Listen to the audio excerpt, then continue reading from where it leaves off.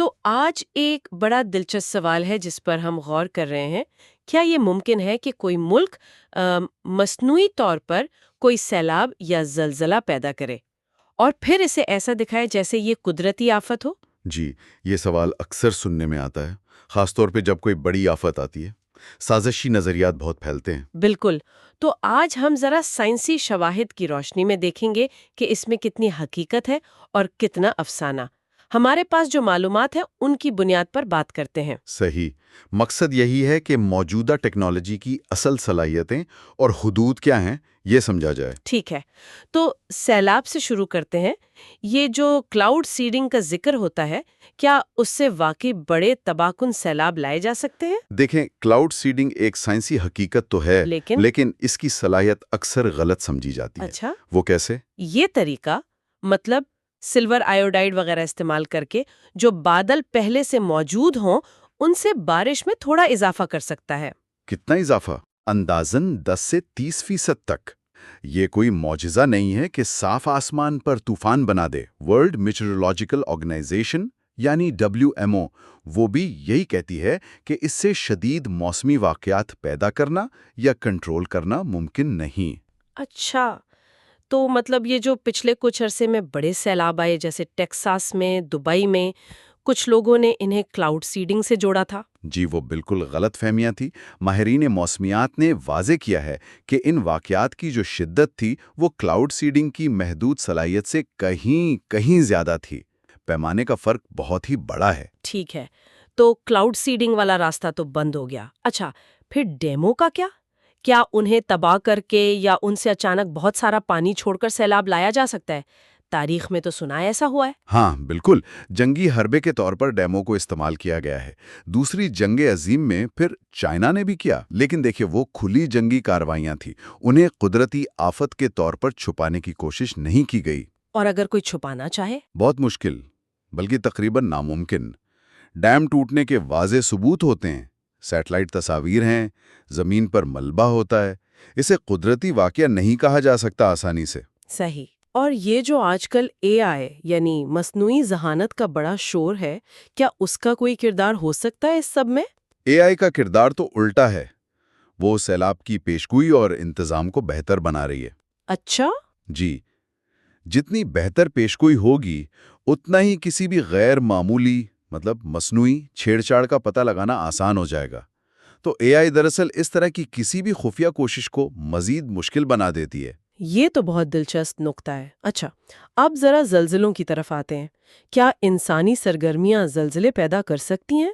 جی ہاں، یہ ممکن ہے، اور اسے سائنس کی زبان میں انڈیوس سائسماسٹی کہتے ہیں، مطلب انسانی سرگرمیوں سے پیدا ہونے والے زلزلے۔ اس کی کوئی مثالیں ہیں؟ بالکل، جیسے بڑے ڈیم بنانے سے پانی کا وزن زمین پر دباؤ ڈالتا ہے۔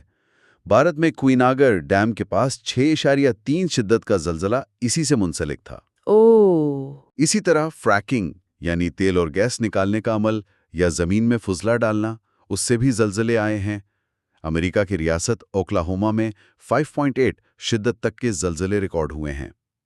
کان کنی بھی ایک وجہ ہو سکتی ہے۔ لیکن کیا یہ زلزلے ویسے ہی ہوتے ہیں جیسے بڑے قدرتی زلزلے آتے ہیں یا ان میں کوئی فرق ہوتا ہے؟ یہ بہت اہم سوال ہے۔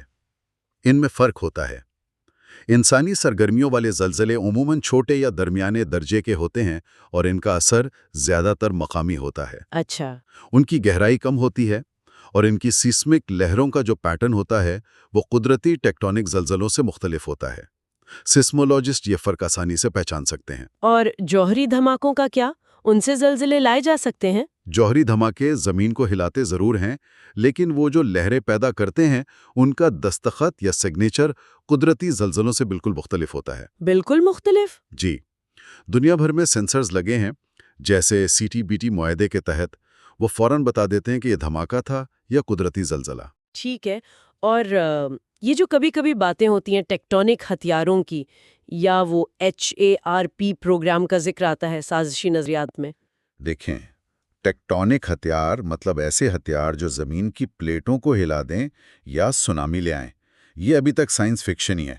اس کے لیے اتنی زیادہ توانائی چاہیے جو ناقابل تصور ہے۔ اور HARP؟ HARP تو آئیونوسفیئر یعنی بالائی فضا پر تحقیق کا ایک پروگرام تھا۔ سائنسی برادری بالکل واضح ہے کہ اس سے موسم یا زلزلوں کو کنٹرول نہیں کیا جا سکتا۔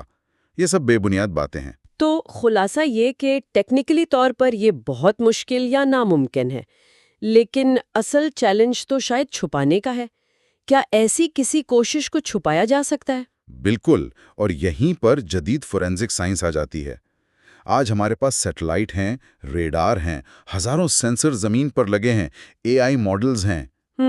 کوئی بھی بڑے پیمانے پر مصنوعی چھیڑ چھاڑ ایک واضح نشان چھوڑے گی، ایک ڈیجیٹل یا سسمک فنگر پرنٹ، جسے چھپانا ممکن نہیں۔